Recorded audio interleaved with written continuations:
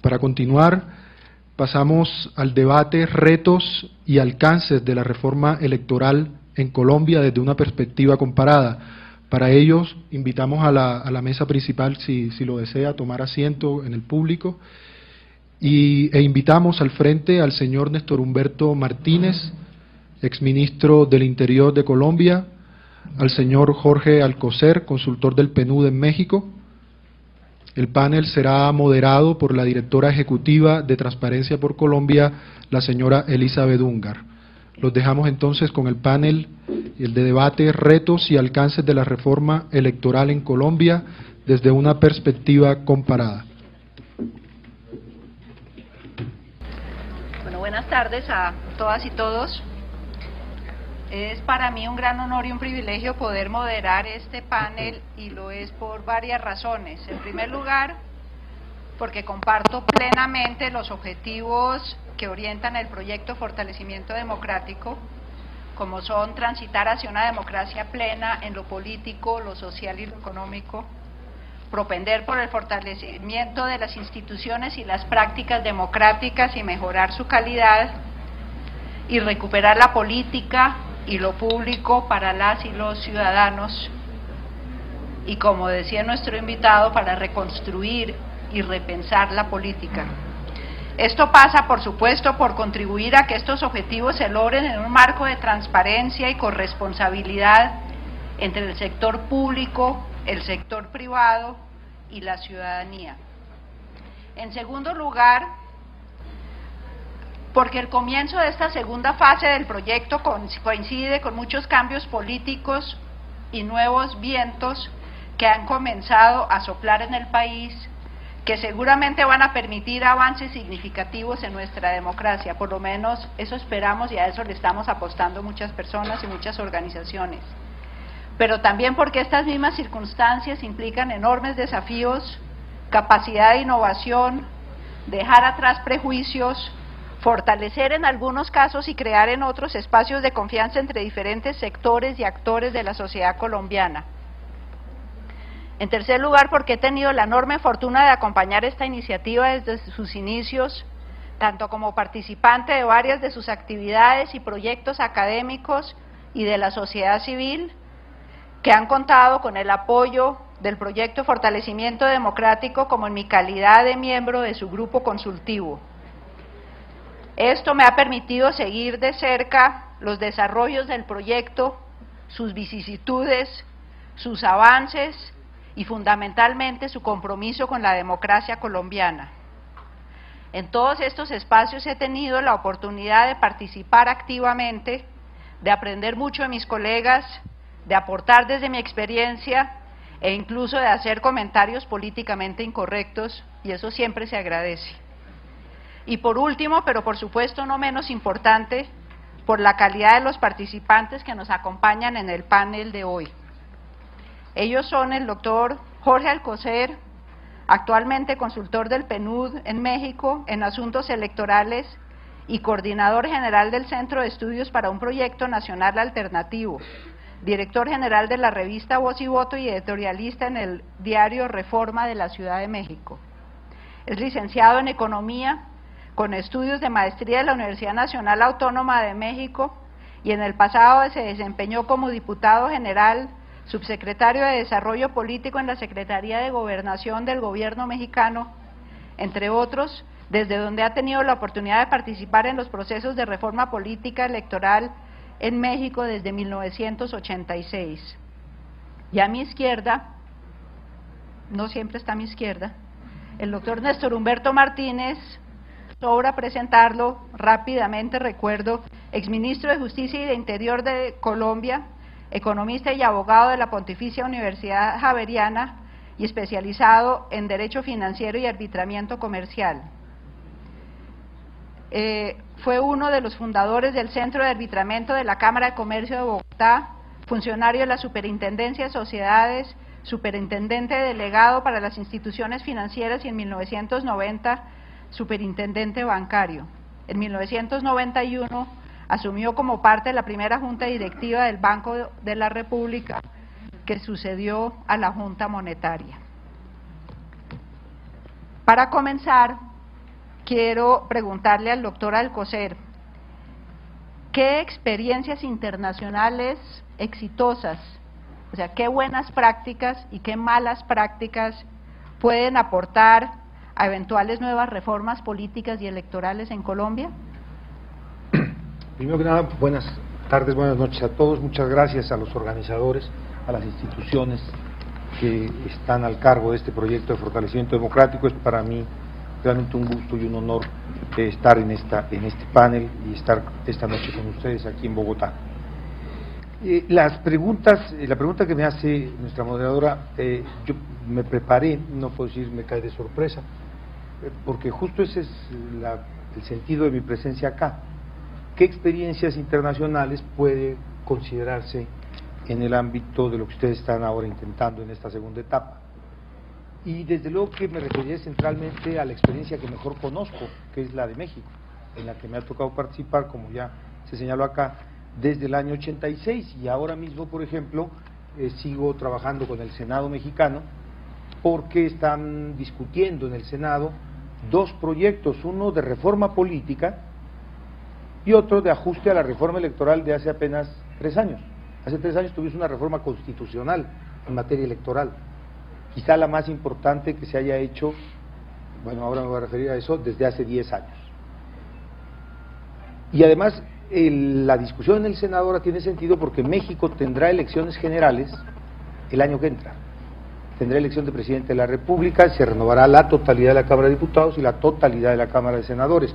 Además de que 15 estados de la República, somos una república federal, tendrán elección de gobernador, de diputados locales, de alcaldes y de concejales municipales. Entonces estamos en vísperas de iniciar, el proceso iniciará en octubre de este año, un proceso electoral que por vez primera para una elección general se desarrollará bajo las reglas que se convinieron a nivel constitucional y con una nueva ley electoral en el 2007.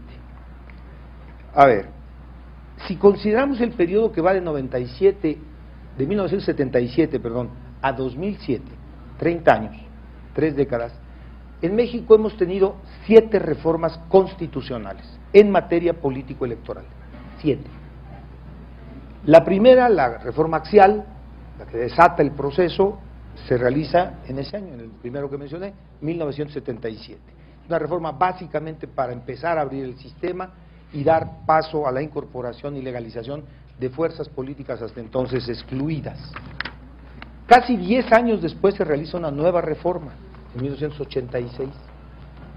Esa reforma es la que rige las elecciones de 88, cuando en México se vive, después de la elección presidencial, una crisis política por la creencia generalizada de que existió fraude electoral en la elección presidencial y de que el candidato ganador lo hizo gracias a un fraude.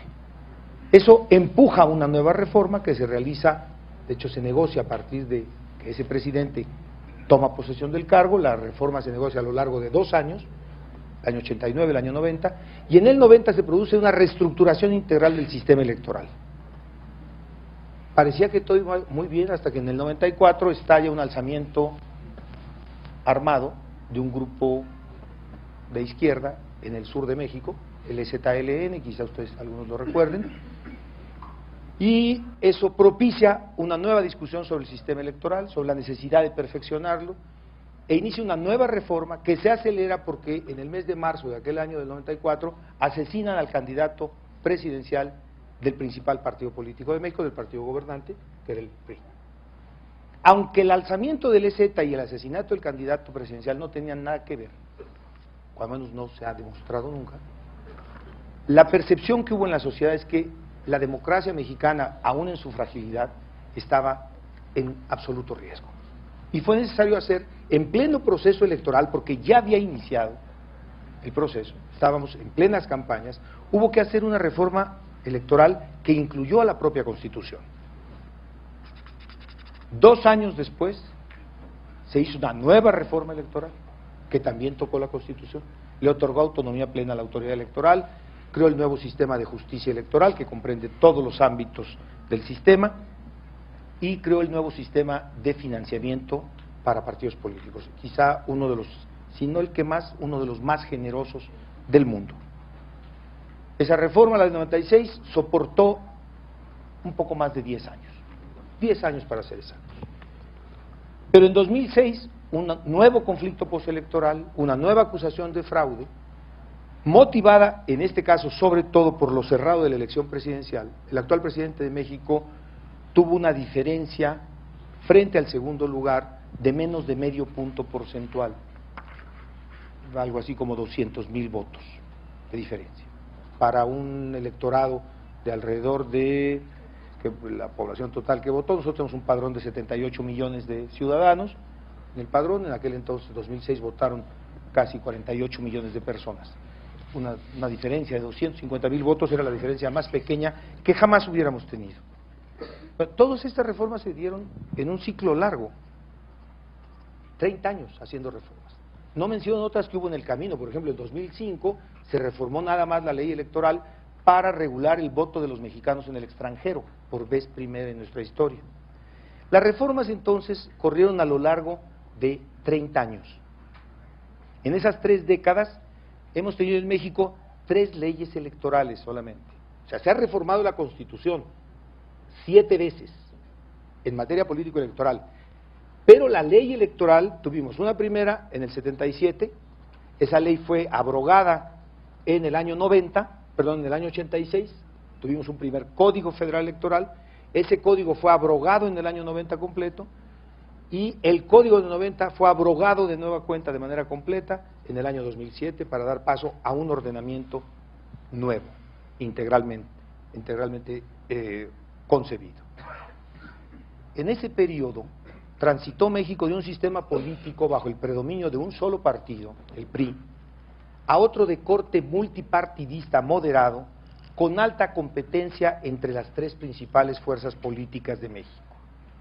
En 1997, por vez primera desde su fundación, y el PRI fue fundado en 1929, pues bien, en 97, por vez primera, el PRI no tuvo mayoría absoluta en la Cámara de Diputados, por vez primera en su historia. Y en el año 2000 perdió la presidencia de México. Y se produjo lo que parecía inimaginable, que un partido que había gobernado a México durante 70 años ininterrumpidos, dejara la presidencia en paz y tranquilidad bajo el mandato de las urnas. Para ilustrar aún más este cambio, en 1988, el entonces partido gobernante, el PRI, tenía los gobiernos de la totalidad de los estados de la República. México tiene 31 estados y el Distrito Federal, que tiene un estatus particular. Todos eran gobernados por el PRI. Hoy el PRI gobierna 19. Otros partidos gobiernan los demás. En 1986, el número de municipios gobernados por la oposición sobraban dedos para contarlos. Hoy en día, prácticamente no hay municipio que no haya tenido ya experiencia de alternancia. Y todos los congresos y consejos estatales y consejos municipales registran pluralidad y la alternancia se ha instalado.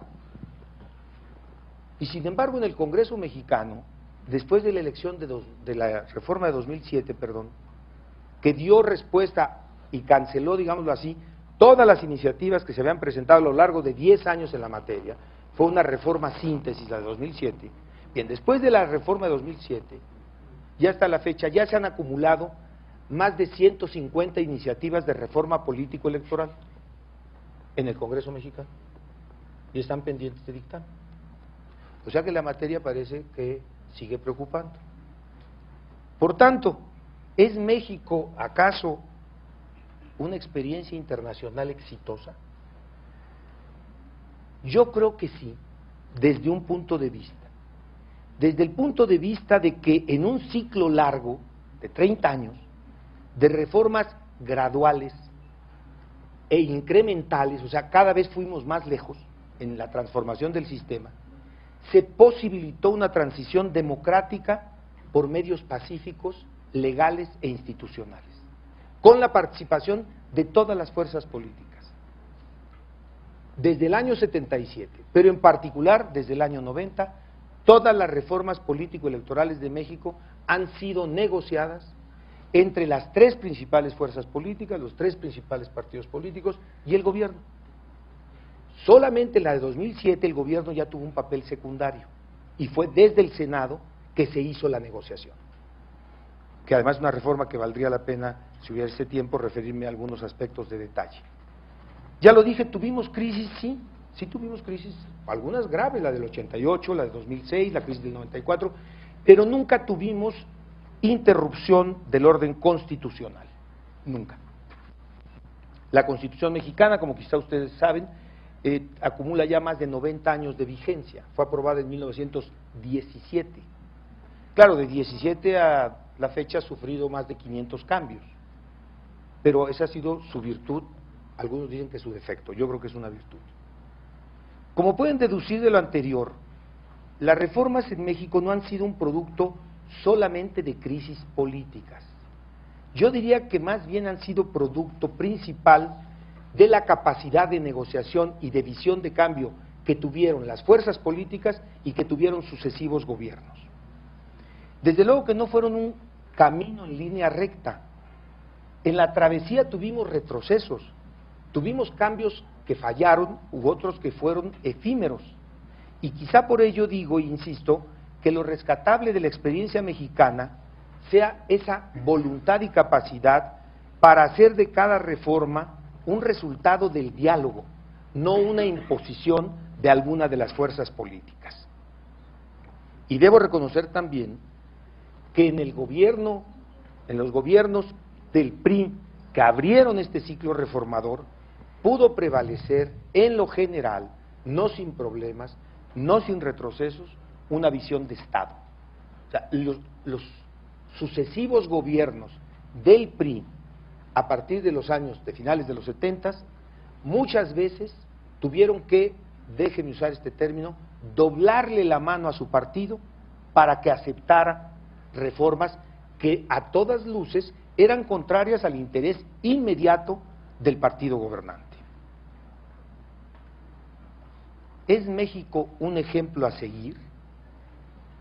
Creo que ya lo apunté antes, que lo mejor de esta experiencia nuestra ha sido la perseverancia en una ruta democratizadora, que no es cualquier cosa haber logrado transitar de un régimen político que, por ejemplo, en 1976 vivió la experiencia de tener elecciones de candidato único a la presidencia, nadie más compitió, tuvimos un solo candidato, o sea, como decía el expresidente López Portillo, que ya falleció, pero en una entrevista en su vejez decía él, fue una elección un tanto rara, porque yo era candidato único, y en México no se requiere porcentaje ni hay segunda vuelta. Decía él, si solo mi mamita hubiera votado por mí, yo hubiera sido presidente de México, y eso era un poco raro. Pues sí, era un poco raro, pero ese era el sistema, el punto al que llegó nuestro sistema. Para después, en 2000, poder realizar el cambio de poder, entregar, después de 70 años en un partido al que había ganado la presidencia de México, en una noche que al expresidente Felipe González lo sorprendió a tal grado que Felipe decía, el expresidente González, parecían ustedes suecos, Jorge, entregaron el poder los que se tenían que ir, llegaron los otros y esa noche la gente se fue a dormir. Y qué bueno que así haya sido y esperemos que así siga siendo. Y sin embargo debo admitir que México es un ejemplo mundial que nadie sigue, que nadie imita. Y voy a decir por qué. Desde 1990 en México contamos con un extrañísimo sistema electoral. Tenemos un Instituto Federal Electoral creado en el año 90 que solamente organiza las elecciones federales, o sea, las de presidente de la República, diputados y senadores. No organiza ninguna otra. Esas elecciones las hacemos cada 3 años. Una intermedia, en donde solamente se renueva la Cámara de Diputados, porque los diputados duran 3 años, no hay reelección, y la de diputados, senadores y presidente, porque el Senado dura 6 años, igual que el presidente. Pues ahora en 2012 tendremos elección general. Esas son las elecciones que organiza el IFE. Pero el IFE es una institución permanente, aunque haga elecciones solamente cada 3 años. Para darles una idea, en este año que todavía no iniciamos proceso electoral, el IFE tiene más de 20,000 empleados. 20,000 plazas. Además, porque me están diciendo que tengo que acortar, voy a intentar sintetizar. Tenemos 32 institutos electorales locales. Tenemos un tribunal electoral del Poder Judicial de la Federación especializado solo en la materia electoral. Tiene una sala regional, una sala, superior y 5 salas regionales. Pero además tenemos 32 tribunales electorales locales. El sistema electoral mexicano en este año, el IFE, requiere gasto de operación del IFE. No hay ahí gasto de partidos. El IFE para su sostenimiento este año requiere de poco más de 600 millones de dólares. El año que entra, que tenga elecciones, su gasto llegará a un poco más de 1,000 millones de dólares. Es lo que cuesta la elección sin partidos, sin partidos. El tribunal cuesta este año alrededor de 170 millones de dólares. El año que entra, porque tendremos elección, podría llegar a 180, casi 200 millones de dólares. Los institutos locales, estatales a los que antes me referí, los 32, el último dato que tengo aproximado es el de 2009, costaron en 2009 360 millones de dólares. Es lo que cuesta nuestro sistema electoral. Cuando era yo subsecretario de Gobernación, me fue a ver, por encargo de PNUD, la viceministra de Sudáfrica. Iban a organizar las primeras elecciones en Sudáfrica y fueron a pedir cooperación.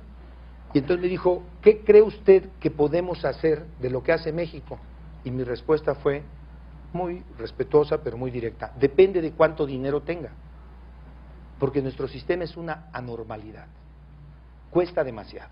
Y quizá la siguiente reforma vaya a tener que ver con empezar a desmontar una pirámide que tuvimos que construir para hacer posible eso que Felipe González llamó la transición de terciopelo.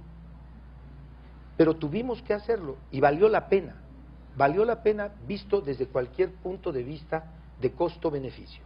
Porque hoy México tiene instituciones electorales sólidas, reconocidas a nivel internacional, que dan asesoría en el mundo y que permiten, sobre todo, lo más importante, que los mexicanos sigamos resolviendo nuestras diferencias en paz, en democracia y a través del voto. Y eso, mis queridos amigos de Colombia, no tiene precio. Muchas gracias.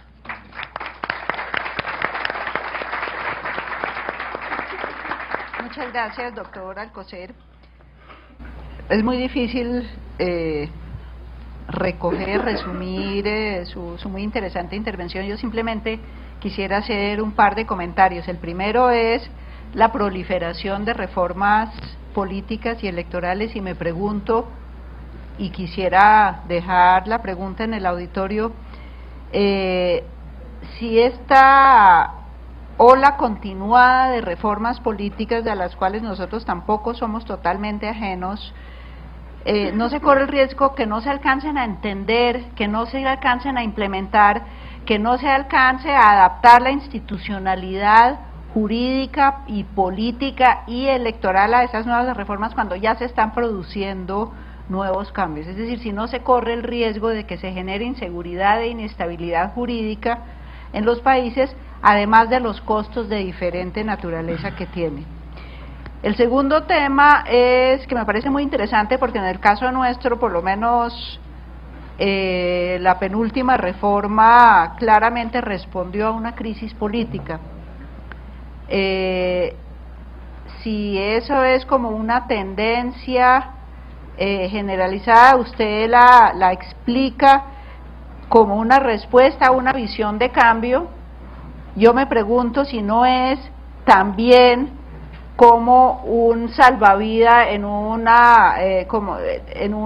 auxilio de supervivencia, en una actuación de supervivencia de la clase política, en el mejor sentido de la palabra, la palabra clase política, introducir, promover reformas políticas para sobrevivir, no necesariamente para cambiar.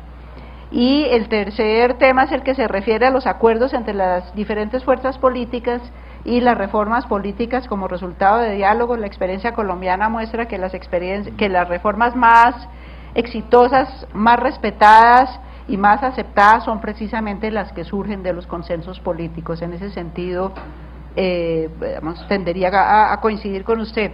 En este orden de ideas quisiera preguntarle al doctor Néstor Humberto Martínez si él cree que es necesaria una nueva reforma política en Colombia cuando en este momento está en estudio ante la Corte Constitucional una reforma recientemente aprobada, y en caso de ser así, ¿cuáles considera usted que deben ser como los principales elementos de esa reforma política? Pues muchas gracias, Elizabeth. Ante todo, mi gratitud al PNUD por esta oportunidad. Llevo un tiempo alejado de la política y estoy que me hablo, entonces me tendrán ustedes que comprender si tiendo a ser muy largo. Pero para retroalimentar un poco y mirar esto en un contexto latinoamericano, no pierdo esta tentación de contar una anécdota. Gabriel estaba en esa época viviendo en Washington también. Yo era el General Counsel del Banco Interamericano de Desarrollo. Y mi hijo, que tenía por aquellas calendas 15 años, mi hijo mayor, me dijo: papá, estudio con un muchacho en Georgetown, en el colegio de Georgetown, que dice que su papá va a ser presidente de México. Y él insistía en que estaba estudiando con el hijo de quien iba a ser presidente de México.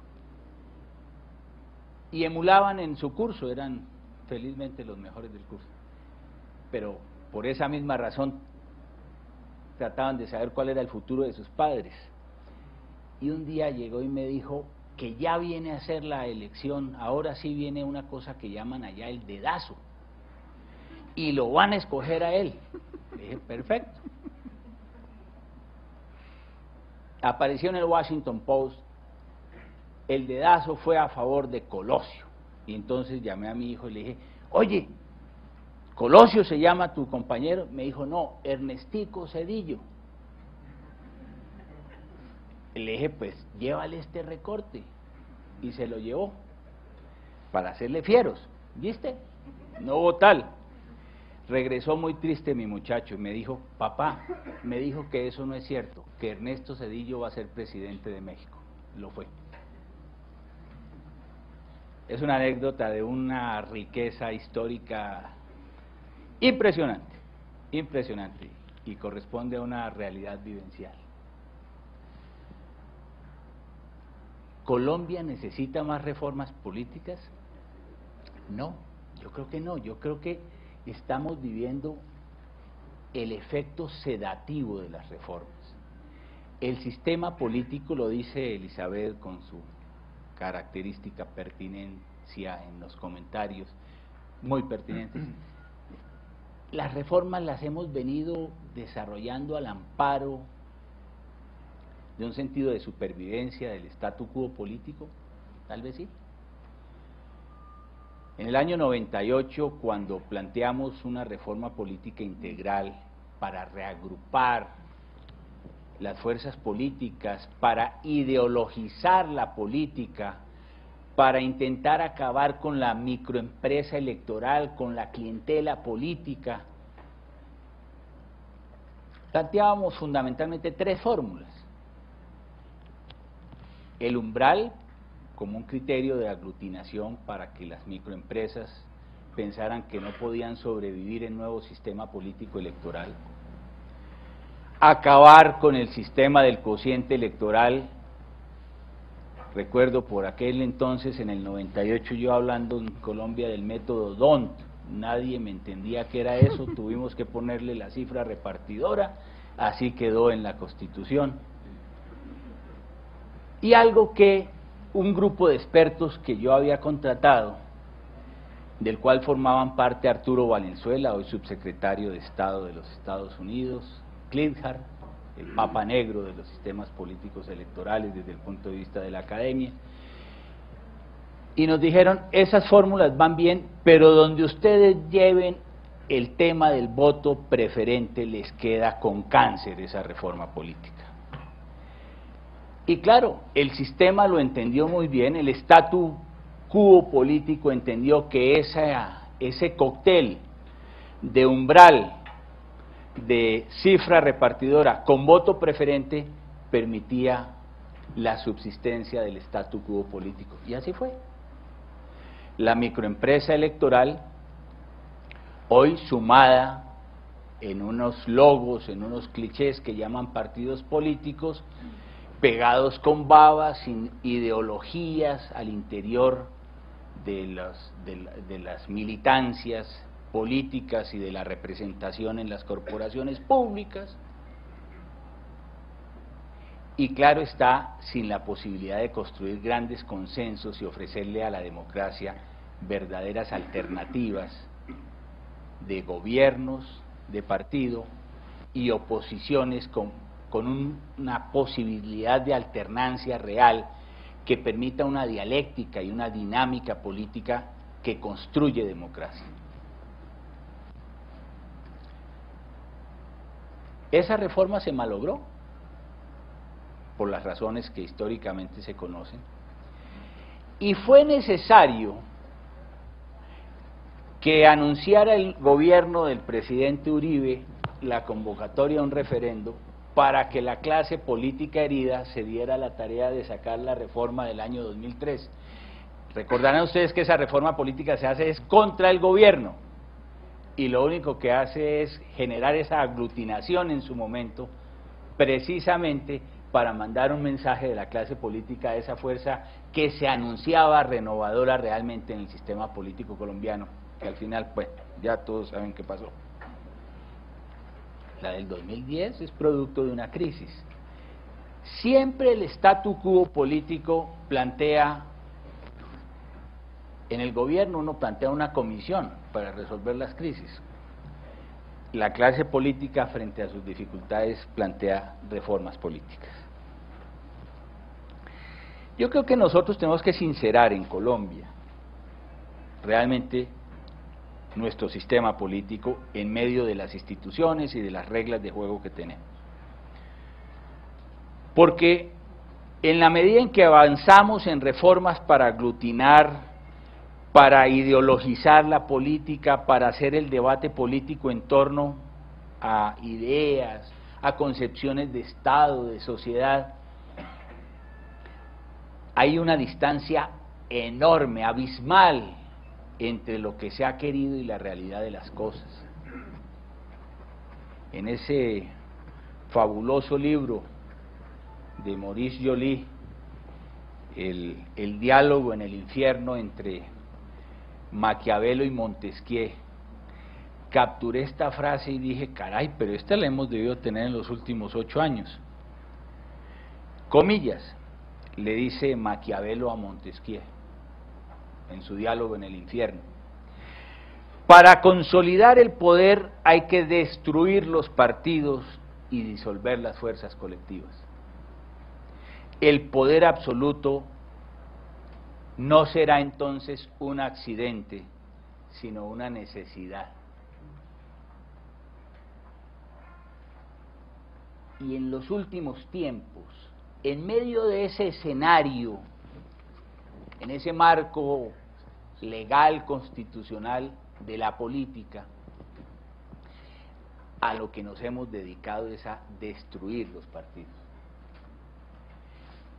Y la fotografía de momento termina por darme la razón.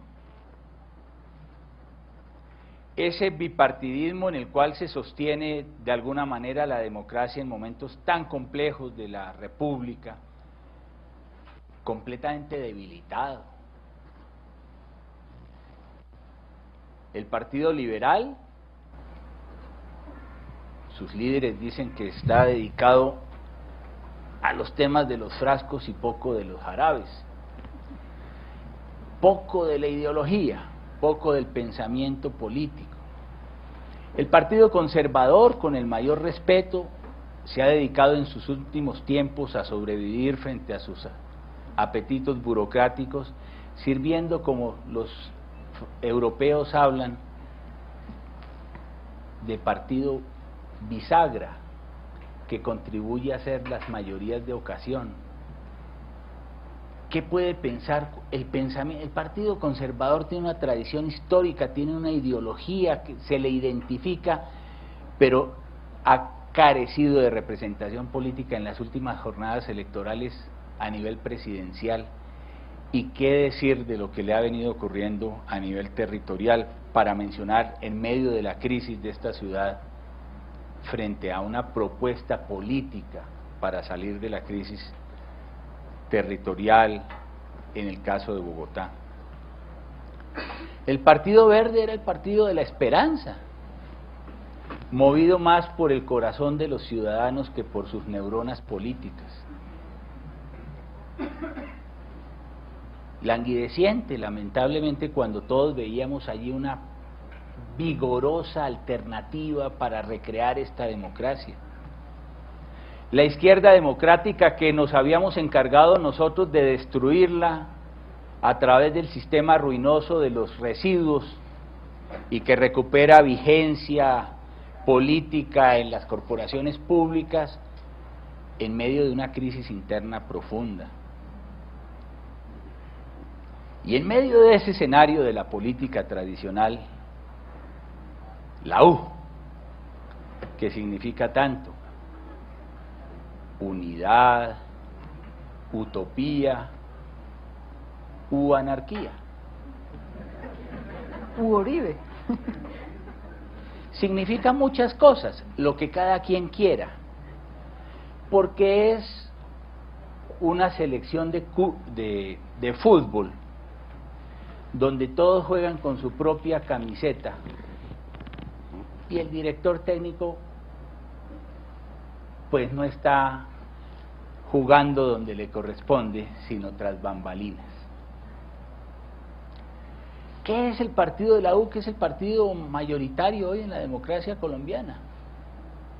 Una suma de intereses disímiles. ¿Cuál es la propuesta de la U desde el punto de vista de la sociedad contemporánea, en términos de relaciones internacionales, en términos de proceso de paz? Nos dan anuncios es por desafueros del manejo de la confidencialidad de los temas de Estado.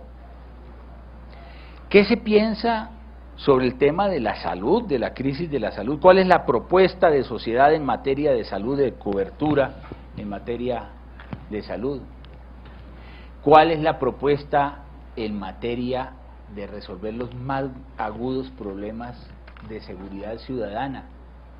Frente a esa nueva amenaza que tiene la sociedad colombiana después de lo que vivimos, de pasar del narcoterrorismo, de pasar de la violencia política, de pasar por el paramilitarismo, por la parapolítica y más recientemente ahora asistimos al modelo de las Bactrim. ¿Qué le está diciendo el sistema político a la sociedad colombiana sobre eso? ¿Cuáles son los consensos que hemos podido generar para fortalecer nuestra justicia en Colombia? Amenazada, y que valientemente se ha erigido en medio de un entorno institucional bastante complejo, bastante difícil. Tenemos que, y concluyo de esta manera, Elizabeth, dejar de poner los ojos en los articulejos y en las reformas, desarrollar unas culturas y unos procesos dinámicos de política que nos permitan, primero, realmente ideologizar la política, lo que nos decían en las charlas introductorias, reconceptualizar el debate político. Lo único que nos une hoy por hoy en los partidos políticos, de los acuerdos nacionales, de las coaliciones de gobierno, lo único que los une es una sola razón: su apetito burocrático. Pero obviamente no existen concepciones ni proyectos de Estado sobre los cuales pueda haber una membresía del ciudadano hacia futuro. Y eso pasa necesariamente, en mi entender, por un solo artículo: eliminar el voto preferente. Esa es una necesidad inaplazable, pero de eso sí no quiere hablar el statu quo político. Segundo, tenemos que fortalecer y hacer realidad la democracia interna de los partidos. Ese es un mandato inaplazable de la democracia colombiana. Tenemos que fortalecer los think tank de los partidos políticos, porque no podemos ideologizar, no podemos formular concepciones políticas sobre los distintos temas que padece la sociedad colombiana si no tenemos sectores de pensamiento alrededor de los partidos políticos. Lo que pasa en la democracia americana, lo que pasa en la democracia europea, lo que han podido hacer los chilenos de alguna manera, nuestras fundaciones paralelas, anejas a los partidos políticos dan grima. Yo presido una de ellas, en actitud mendicante, tratando de conseguir recursos para fortalecer nuestra capacidad de investigación y de pensamiento político. Y 3 puntos adicionales y concluyo. El poder electoral. No hay democracia sana con un poder electoral enfermo. Y ese tema que preserva el statu quo político no se va a dejar tocar en Colombia. Llegamos hasta la actitud pecaminosa de contaminar con la política electoral a las Cortes. Las Cortes eligen al registrador nacional del Estado Civil en Colombia, los 3 presidentes de las Cortes.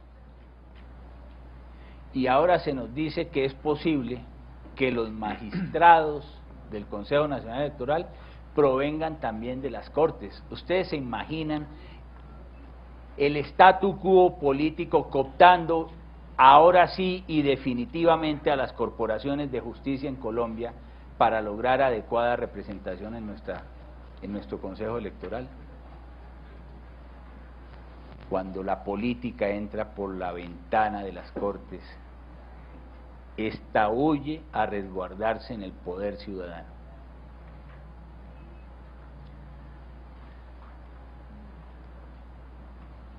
Lo que está pasando con el Poder Judicial Electoral, la sección quinta no fue el modelo que necesitábamos para hacer justicia en materia electoral.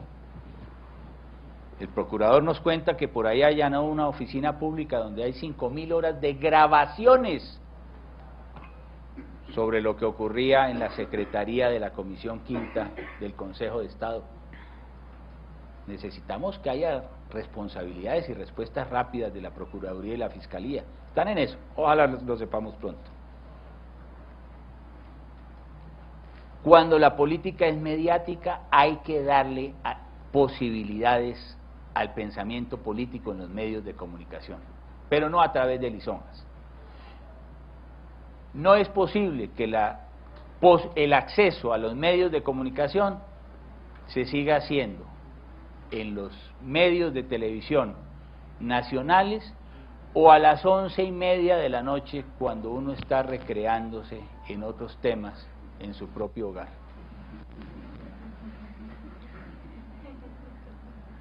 Esto lo que comporta es una nueva cultura, y es esa la que el poder ciudadano puede ir construyendo, pero no cayendo en la tentación de dejarse sedar por la aspirina de las reformas políticas.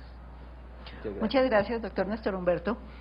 Usted dice que no son necesarias nuevas reformas políticas, pero propone una que es muy mejor.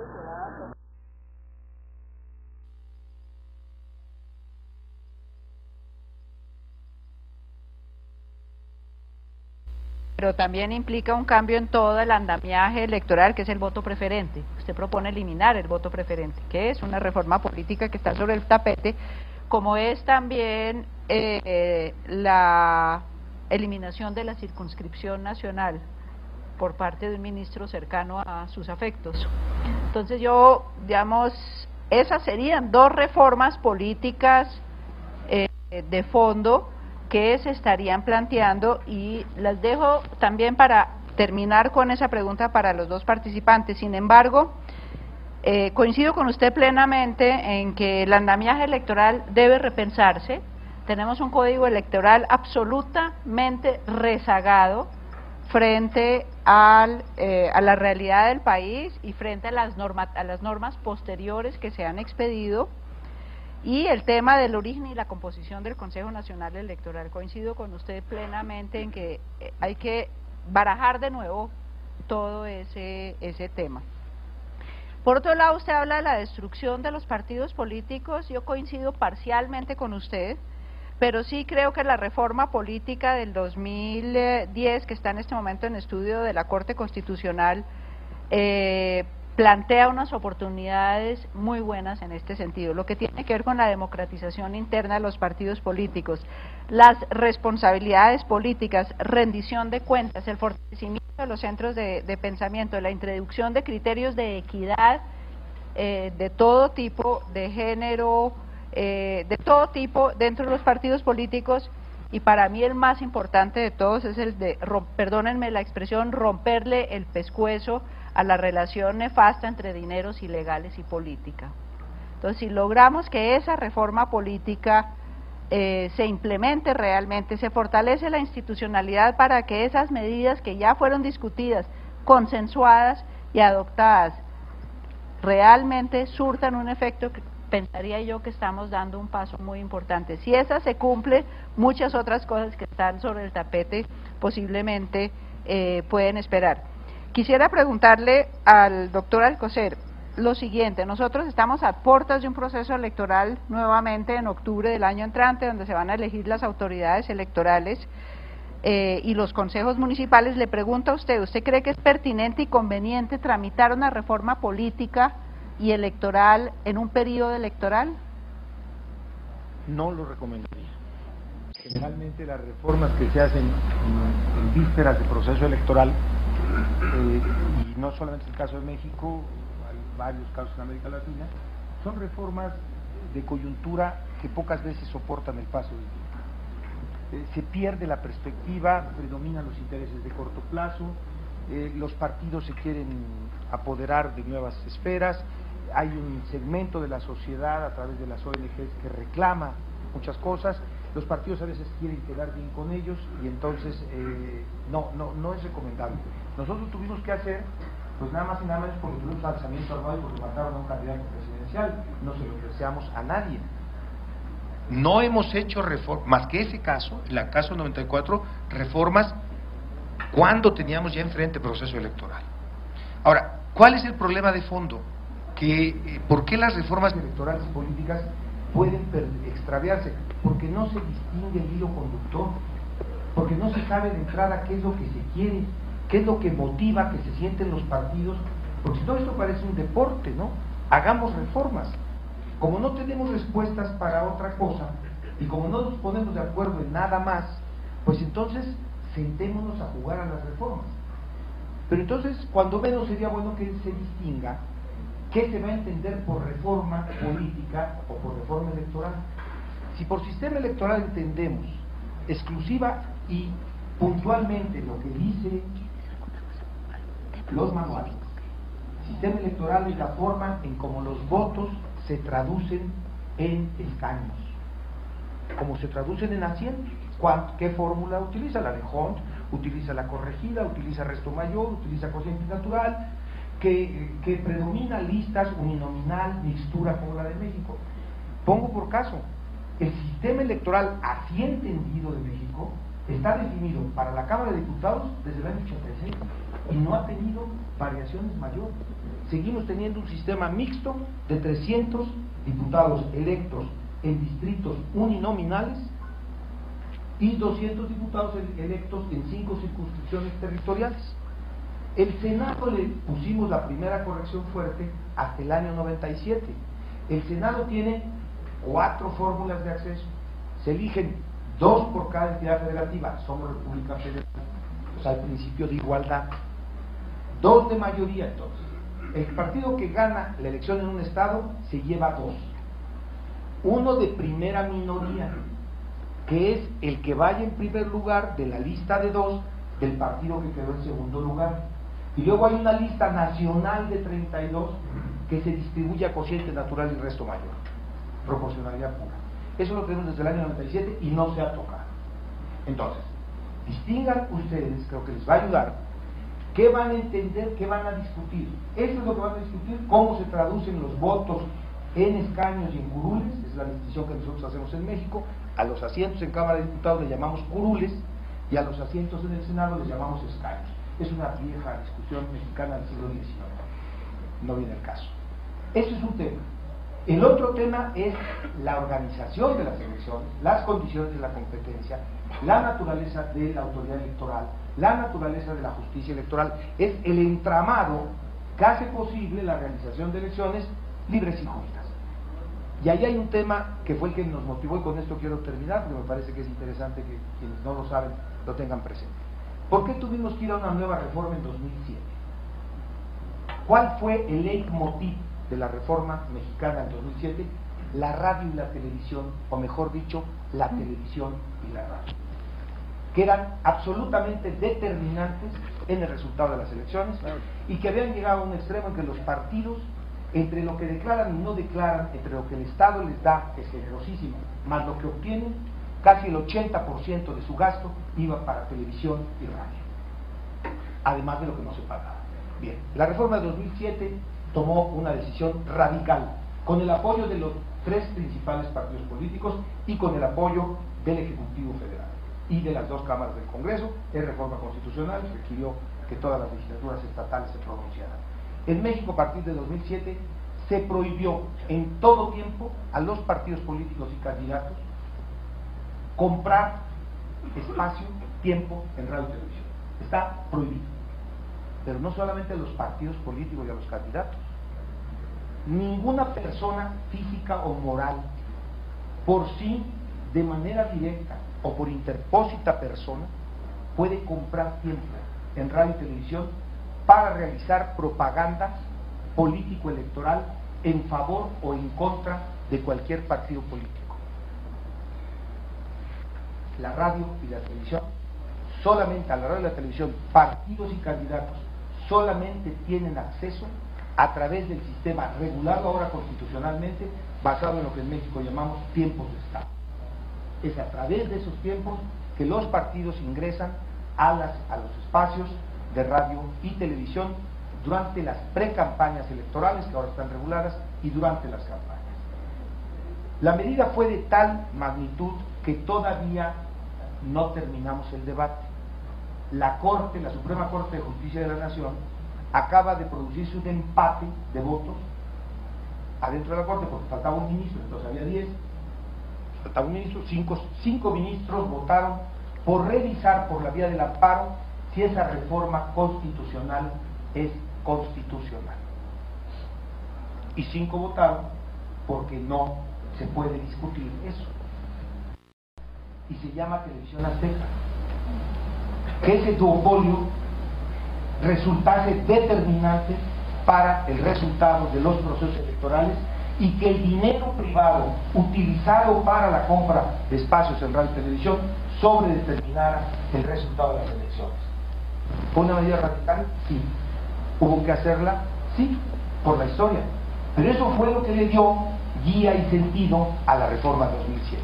A eso me refiero cuando digo que si una reforma tiene claridad en lo que quiere y hacia dónde se quiere ir y los temas están precisos, entonces se tendrá quizás resultados positivos, porque hay que saber finalmente que hay un montón de iniciativas que se ponen sobre la mesa, que si las candidaturas independientes, que si poner a los partidos más requisitos.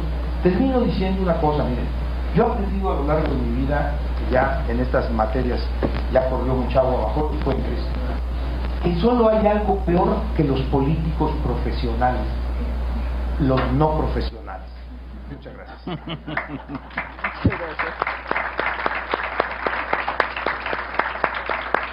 Bueno, me han pedido el favor que les informe que en este momento, o no, hace 10 minutos, 1.215 personas estaban siguiendo en directo la transmisión del evento. Doctor Néstor Humberto, ¿usted tiene algún comentario adicional?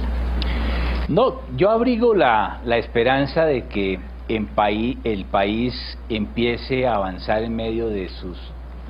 Hemos tenido unos grandes desarrollos, hoy la situación del país es sustancialmente distinta en muchos aspectos, pero la exclusión social es creciente. Tenemos ahí un déficit enorme en el cual el sistema político tiene que empezar a actuar o no vamos a ser definitivamente viables. Hay una agenda represada que tenemos que empezar a enfrentar con diálogo político, con procesos dialécticos, con confrontación ideológica racional. Eso tenemos que hacerlo. Y guardo la esperanza de que eso sea posible a través de la reaglutinación de los partidos. Que el Partido Conservador, que tiene vertientes ideológicas muy claras hoy en día, todos las ponemos en un extremo o en el otro, no importa, salgan a hacer política y a defender su ideario. Que los liberales, y yo creo que ese va a ser el legado del presidente Santos, ojalá no me equivoque, si Santos quiere pasar a la historia, no va a ser por haber regentado un gobierno de transición, sino por haber permitido restablecer integralmente la política deliberante, fortaleciendo su partido liberal. Sobre eso yo no tengo la más mínima idea. Estamos en el año del gobierno donde a punta de lentejas y de consentimientos se mantienen las coaliciones. Pero en el Congreso se dice, yo lo aprendí, yo llegué despistado a la cartera de la política, pero eso sí aprendí bastante. En el Congreso se dice, el primer año es del gobierno, el segundo año es compartido y el tercero y el cuarto es de nosotros.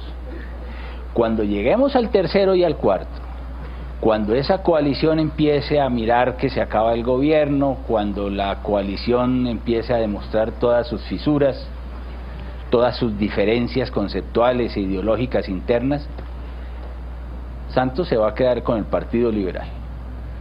Con el Partido Liberal, con Cambio Radical y con la esencia liberal del partido de la U. Ojalá esa sea su herencia.